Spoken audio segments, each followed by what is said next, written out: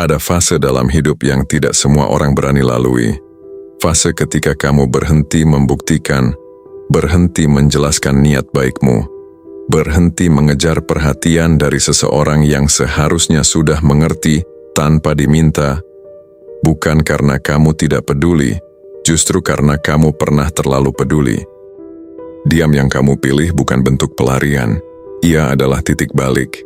Saat kamu sadar bahwa terus bereaksi hanya membuatmu kehilangan dirimu sendiri, bahwa semakin kamu menjelaskan, semakin kamu diremehkan, dan semakin kamu mengejar, semakin kamu kehilangan kendali.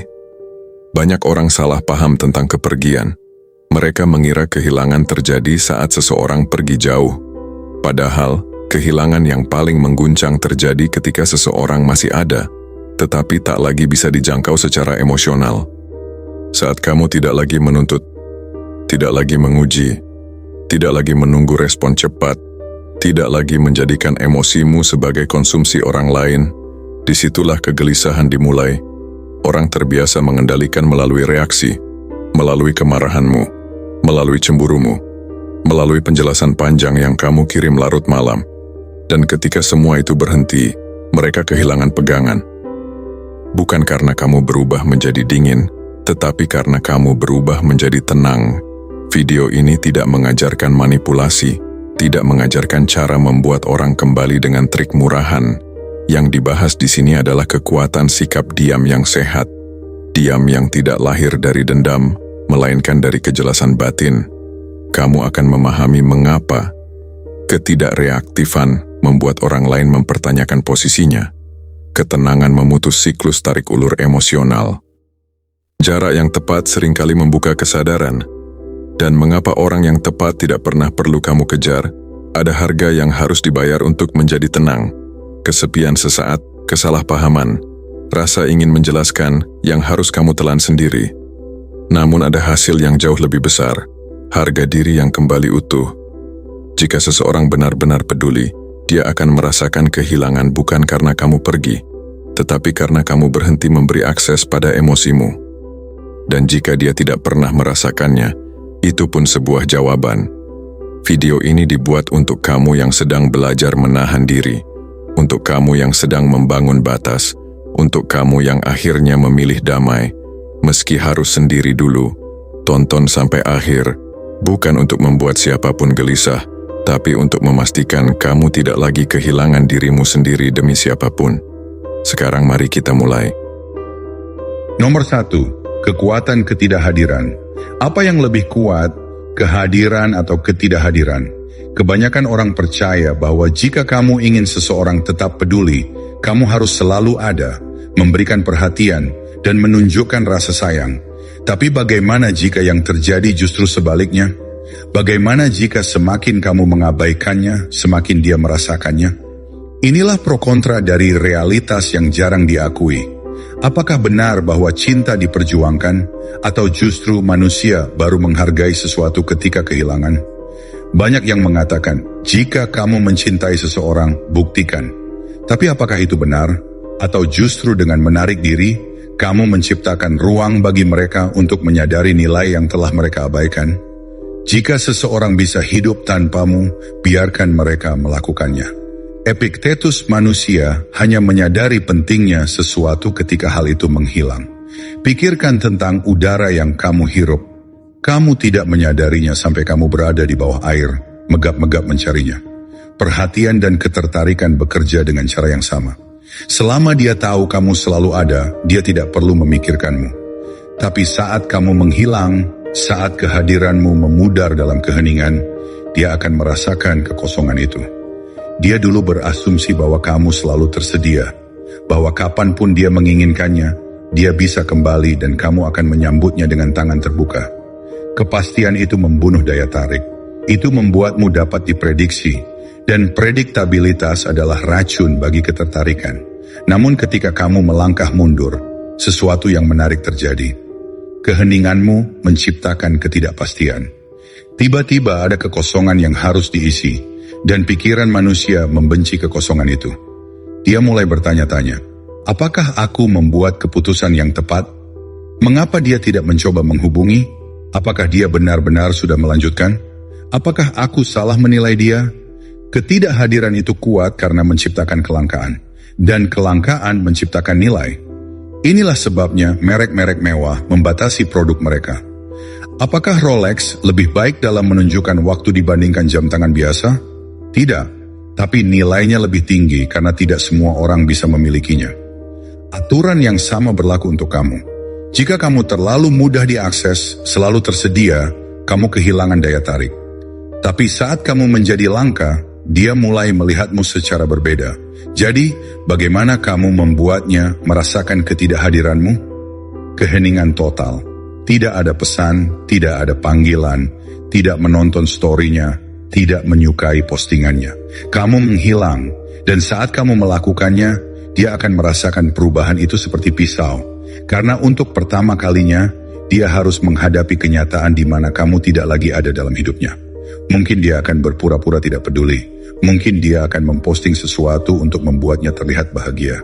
Tapi dalam keheningan, saat tidak ada yang melihat, dia akan memeriksa ponselnya, menunggu pesan yang tidak pernah datang.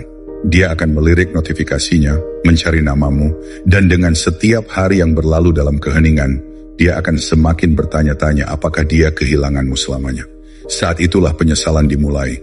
Jika kamu sudah selesai dianggap remeh, jika kamu siap untuk membuat ketidakhadiranmu terasa, tulis komentar di bawah. Keheninganku berbicara lebih keras daripada kata-kata. Sekarang mari kita lanjutkan. Nomor 2, ketidakpedulian adalah kekuatan tertinggi. Apa yang lebih kuat, bereaksi dengan emosi atau tidak peduli sama sekali? Banyak orang percaya bahwa menunjukkan kemarahan, kesedihan, atau bahkan diam adalah cara untuk membuat seseorang menyesali kehilanganmu. Tetapi bagaimana jika itu tidak cukup? Bagaimana jika kekuatan sejati justru berasal dari ketidakpedulian total? Disinilah pro dan kontranya. Ada yang berkata, jika kamu mencintai seseorang, tunjukkan, jangan bersikap dingin. Tapi apakah itu benar?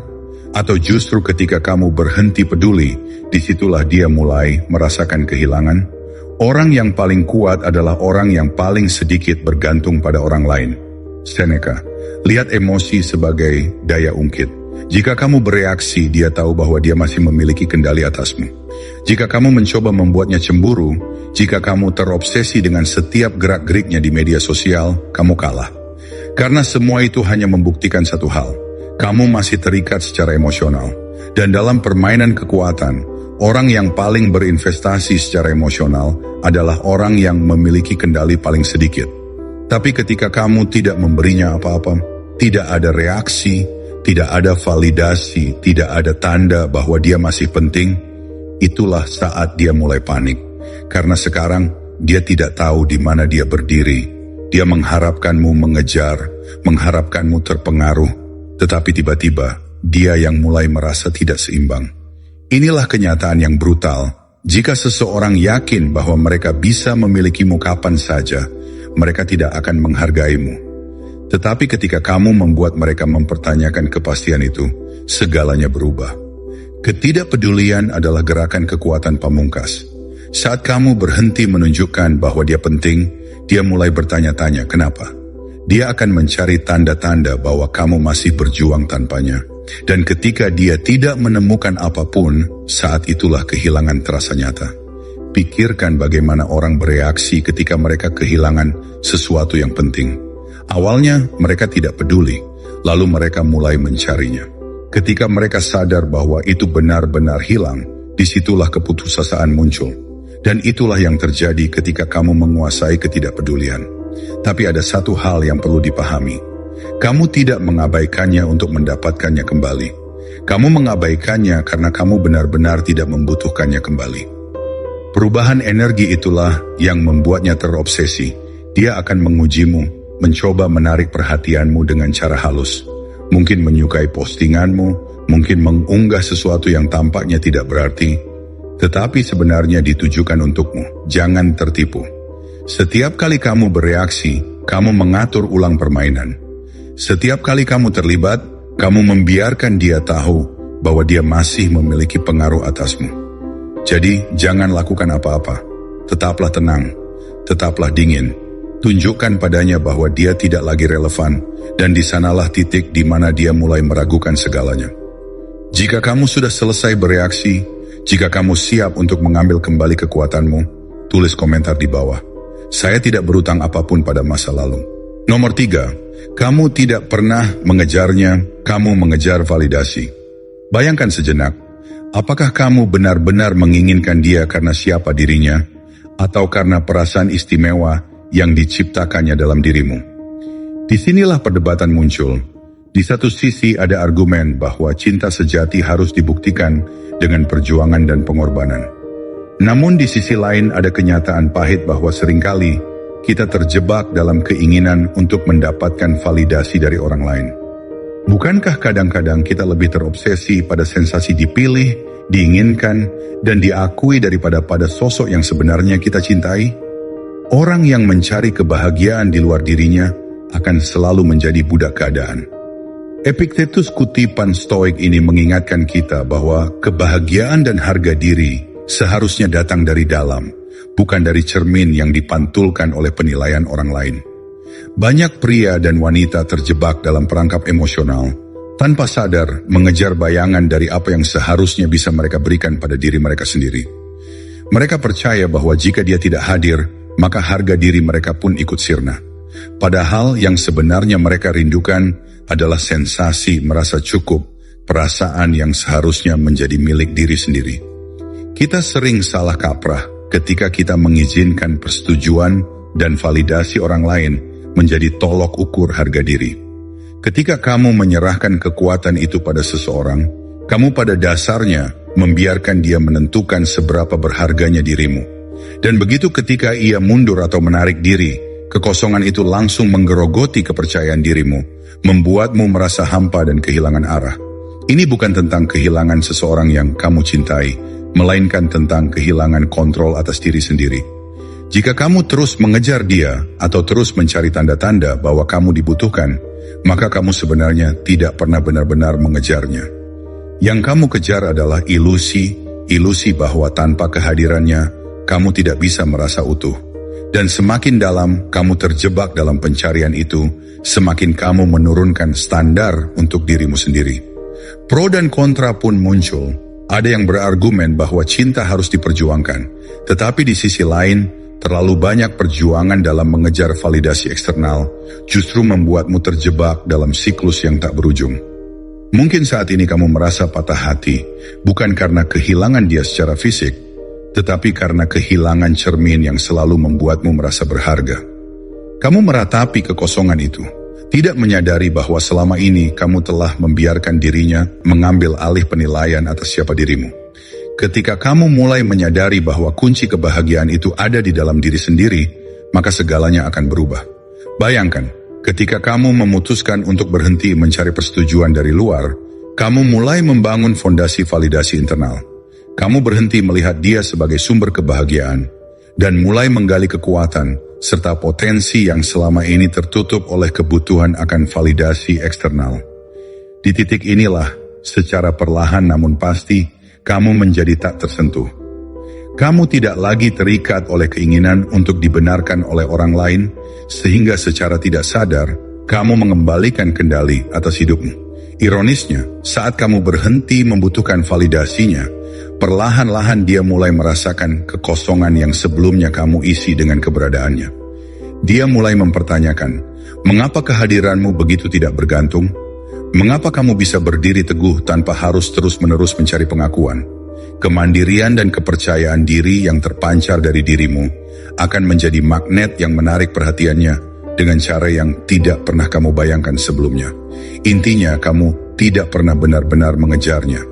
Kamu hanya mengejar bayangan dari kebutuhan akan validasi, ilusi bahwa kamu tidak akan pernah utuh tanpa pengakuan dari orang lain. Jika kamu sudah cukup lelah mencari-cari harga diri dari luar, inilah saatnya untuk berpaling ke dalam. Mulailah mencintai dirimu sendiri, hargai setiap aspek dari siapa kamu, dan bebaskan dirimu dari belenggu harapan orang lain. Jika kamu siap untuk menghentikan pencarian yang melelahkan itu dan mengambil kembali kekuatan atas hidupmu, tekan tombol like, subscribe, aktifkan notifikasi, dan tulis komentar di bawah. Saya memvalidasi diri saya sendiri, Tidak ada orang lain yang memiliki kekuatan atas saya. Sekarang, mari kita lanjutkan perjalanan menuju kemandirian sejati. Nomor 4, pola pikir stoik, lepaskan atau hancur. Bayangkan di persimpangan jalan emosimu, di mana kamu dihadapkan pada dua pilihan yang mendasar, melepas atau hancur. Banyak yang berpendapat bahwa patah hati adalah waktu untuk terus mengumpulkan potongan-potongan luka, sedangkan yang lain percaya bahwa melepaskan adalah kunci untuk tumbuh. Namun, apa artinya benar-benar melepaskan? Apakah itu berarti menekan emosi atau justru menguasai diri sendiri? Inilah pro kontra yang harus dihadapi, di mana setiap pria dan wanita harus memilih. Apakah kamu akan membiarkan rasa sakit menguasaimu atau mengubahnya menjadi bahan bakar untuk menciptakan kehidupan yang lebih kuat dan bermakna? Dalam dunia stoik, pilihan itu jelas, lepaskan atau hancur. Namun bukan berarti kita harus membungkam seluruh emosi kita. Stoikisme mengajarkan bahwa kita tidak mengendalikan orang lain, tapi kita memiliki kekuatan mutlak atas reaksi dan pertumbuhan diri kita sendiri. Bukanlah hal-hal yang mengganggu kita, melainkan cara kita menafsirkannya. Epictetus. Kutipan ini mengingatkan kita bahwa kekuatan sejati bukan berasal dari seberapa besar penderitaan yang menimpa, melainkan dari bagaimana kita memilih untuk meresponsnya. Sebagian orang mungkin berargumen bahwa menganalisis setiap kata, setiap gerak-gerik, bahkan mencoba mencari kepastian dari media sosial adalah wujud dari kecintaan dan perhatian. Tapi ironisnya, setiap detik yang kamu habiskan untuk memeriksa keberadaan seseorang hanya mengalihkan fokus dari pertumbuhan pribadimu. Bukankah lebih baik mengarahkan energi itu untuk menciptakan diri yang lebih hebat, daripada terus-menerus terjebak dalam lingkaran keputusasaan? Disinilah perdebatan terjadi. Apakah kita harus terus mencari penjelasan dari orang lain? Atau apakah kita harus berdamai dengan ketidaksempurnaan dan mengambil kendali penuh atas pikiran kita? Patah hati seringkali membuat kita terpaku pada bayangan masa lalu. Kita terobsesi untuk mencari tahu apakah dia sudah move on atau masih menganggap kita sebagai bagian penting dalam hidupnya. Namun ketika kita memilih untuk tidak mengejar, untuk berhenti memaksakan kehadiran kita dalam hidupnya, kita justru menunjukkan bahwa kita tidak lagi terikat oleh validasi eksternal. Detachment bukan tentang tidak merasakan, melainkan tentang memahami bahwa setiap reaksi yang kita berikan kepada orang lain adalah cerminan dari betapa kita mengendalikan diri. Dan inilah yang sering diabaikan. Saat kamu berhenti menonton kehidupan orang lain dari pinggir lapangan, saat kamu berhenti membiarkan kehadirannya menentukan perasaanmu, disitulah kamu mulai menemukan kebebasan sejati. Pola pikir stoik mengajarkan kita untuk mengubah rasa sakit menjadi kekuatan. Ketika seseorang pergi, yang tersisa bukanlah kekosongan semata, melainkan kesempatan untuk bangkit dan membangun kembali diri. Bukannya terus-menerus mengonsumsi pikiran tentang apa yang telah terjadi, kamu dapat memilih untuk fokus pada responsmu sendiri. Disiplin pertumbuhan dan penciptaan kehidupan yang begitu memuaskan hingga kepergiannya tidak lagi memiliki arti. Inilah esensi dari kebebasan, melepaskan kebutuhan untuk mendapatkan penutupan, menghindari keinginan yang terus-menerus mengisi kekosongan dengan harapan yang tak pasti. Di tengah pro kontra ini, ada yang berpendapat bahwa menahan perasaan dan tidak bereaksi adalah tanda kelembutan. Namun di sisi lain, menjadi stoik berarti membangun kekuatan dari dalam. Ketika kamu memilih untuk tidak terjebak dalam keputusasaan, ketika kamu berhenti memeriksa media sosialnya, ketika kamu berhenti menganalisis setiap pesan atau postingan, itu adalah deklarasi bahwa kamu sudah terlalu jauh berkembang. Kamu tidak lagi mengizinkan orang lain mengendalikan emosimu. Kamu memilih untuk hidup sesuai dengan ketentuanmu sendiri, bukan sebagai cermin dari keinginan orang lain. Saat kamu menguasai seni detachment, sesuatu yang luar biasa terjadi. Dia yang dulu memiliki kendali atas perasaanmu, mulai menyadari bahwa kehadiranmu tidak lagi menjadi komponen penting dalam hidupnya. Ketika kamu tidak lagi bereaksi terhadap kepergian atau tindakan kecilnya, secara tidak sadar kamu telah menggeser kekuatan. Disinilah, pada titik di mana kamu sepenuhnya memfokuskan diri pada pertumbuhan pribadi, mengunjungi pusat kebugaran, mengasah keterampilan, dan menciptakan kehidupan yang memancarkan kemandirian, kamu menjadi sosok yang tak tergoyahkan. Bagi setiap pria dan wanita yang pernah merasakan patah hati, ingatlah bahwa setiap detik yang dihabiskan untuk terjebak dalam masa lalu adalah detik yang mencuri kesempatan untuk masa depan. Pilihan ada di tanganmu, lepas atau hancur. Namun jika kamu memilih untuk melepaskan, kamu tidak hanya menghindari kehancuran, tetapi juga membuka jalan menuju kebebasan dan pertumbuhan sejati. Jika kamu siap untuk berhenti membiarkan masa lalu mendikte masa depanmu, tulis komentar di bawah. Saya mengendalikan fokus saya, dan fokus saya adalah pada diri saya. Nomor 5. Pengejaran terbalik. Seni mengubah ketidakhadiran menjadi kekuatan. Pernahkah kamu merasa lelah dengan pola pikir bahwa selalu harus mengejar perhatian seseorang agar tetap berarti? Di satu sisi, ada yang berpendapat bahwa untuk mendapatkan kembali kehangatan dalam hubungan, kamu harus terus menunjukkan bahwa kamu peduli. Namun, di sisi lain, ada kekuatan luar biasa yang muncul ketika kamu memilih untuk menghilang dan membalikan peran, sehingga yang awalnya mengejarmu, kini justru harus mengejarmu. Inilah dilema emosional yang menantang. Apakah benar bahwa kehadiran terus-menerus adalah jaminan, atau justru ketidakhadiranmu yang membuatnya menyadari betapa berharganya dirimu? Bayangkan situasi di mana dia merasa bahwa kamu selalu ada, menderita dalam diam, dan menunggu kesempatan untuk membuktikan harga dirimu. Tetapi apa yang terjadi ketika narasinya terbalik? Alih-alih kamu yang selalu mengejarnya, tiba-tiba dia yang mulai merasakan kekosongan. Kebanyakan orang sering membuat kesalahan dengan berpikir bahwa tindakan berlebihan, mengirim pesan, mengomentari setiap postingan, atau bahkan mengungkapkan perasaan secara terus-menerus akan membuat dia menyadari betapa kamu berarti.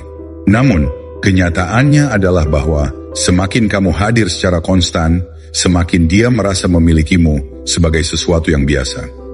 Ketika kamu memilih untuk tidak melakukan apa-apa, ketika kamu menghilang tanpa peringatan, pikiran orang mulai bekerja melawan mereka sendiri. Pada awalnya, dia akan mengira bahwa kehadiranmu adalah jaminan, sebuah janji bahwa kamu selalu ada untuknya. Namun seiring waktu, ketika hari berganti minggu dan tak ada tanda-tanda bahwa kamu akan segera kembali, rasa ingin tahu berubah menjadi keraguan. Dia mulai mempertanyakan, apakah penilaiannya terhadap dirimu telah salah? Apakah kamu benar-benar seberharga yang ia bayangkan? Keraguan itu pun menggoyahkan fondasi egonya. Setiap kali dia mengirim pesan kecil atau mencoba mendapatkan reaksi, sebenarnya ia sedang berusaha menggali kepastian yang semakin sulit didapatkan karena sikap acuh tak acuhmu. Disinilah konsep pengejaran terbalik bekerja secara efektif. Dengan menunjukkan ketidakpedulian, kamu mengalihkan fokus dari dirimu sebagai objek validasi menjadi simbol kemandirian. Seperti yang diajarkan oleh Stoikisme, bukanlah peristiwa yang mengganggu kita, melainkan opini kita tentang peristiwa itu. Epictetus. Kutipan ini mengingatkan kita bahwa apa yang benar-benar dapat kita kendalikan adalah reaksi dan interpretasi kita terhadap situasi, bukan perilaku orang lain. Saat kamu tidak lagi memberikan respons terhadap upayanya untuk mendapatkan perhatianmu, kamu menunjukkan bahwa kamu tidak tergantung pada validasi eksternal. Hal inilah yang pada akhirnya membuatnya mulai meragukan keberadaannya dalam hidupmu. Baik pria maupun wanita, kita sering terjebak dalam ilusi bahwa kehadiran kita harus selalu diakui untuk tetap relevan. Padahal, dengan memilih untuk menghilang secara strategis, kamu mengirimkan pesan yang jauh lebih kuat.